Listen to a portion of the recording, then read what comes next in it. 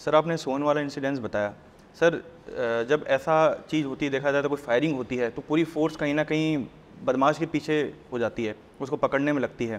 Sir जो ये incidence हुआ सर, इसमें जिस तरह से सोहन को गोली लगी तो आपने, मैं जो प्रायोरिटी है वो सोहन को रखा, ना कि उन बदमाशों को, ताकि उसको बचाया जा सके। सर किस तरह से वो जो मैच, अगर कहते हैं हम, जब एक क्रिटिकल कंडीशन होती है तो शुरुआत के जो 15 से 20 मिनट होते हैं उसी में एक कुछ ना कुछ ऐसा एक्शन लेना होता है ताकि जो पीड़ित है उसको बचाया जा सके। सर इसमें आपने किस तरह से कदम उठाया सर?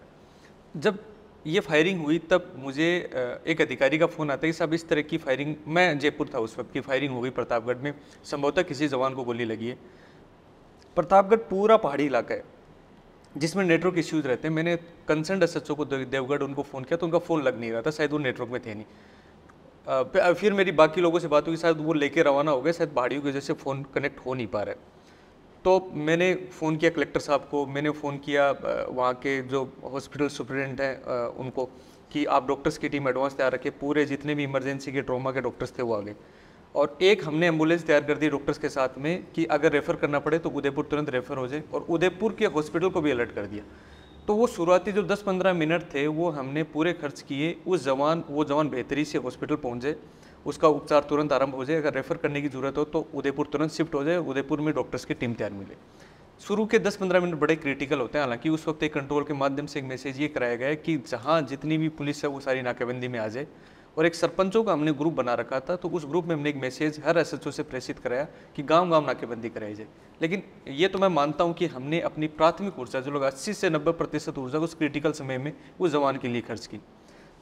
दूसरे दिन इस बात की काफ़ी न्यूज़ भी बनी कि तस्कर जो है इस तरह गोली मार के भागने में कामयाब रहे।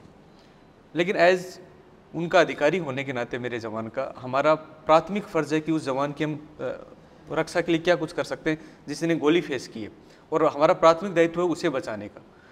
जो तस्कर है जो इस रास्ते पे निकल चुका है, वो अपनी जान को जोखिम में लेके निकला है, उसको आज नहीं तो कल उसका भविष्य निश्चित है, उसको जेल में जाना है, या कि कोई उसके साथ इस तरह की पुलिस के साथ में काउंटर फायरिंग होनी है, उसका यही भविष्य है। मेरा जवान है वो आया है समाज की सुरक्षा के लिए, उसका अपना एक घर है, उसने अपराध अपना जीवन नहीं चुना, तो उसका अगर कुछ हो जाता है तो हमारी सारी एनर्जी हम लगा देते हैं उसकी सुरक्षा में, जो हमारा दायित्व भी है।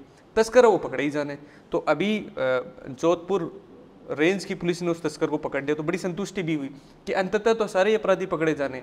तो हमारा ही जो इस केस में भी रहा, प्रथम हमारा कार्य रहा कि हम उस जवान को कैसे बेहतर उपचार दिला पाएँ और बेहतर तरीके से हम उसको बचा पाएँ। अरे क्या सोचने लग गए?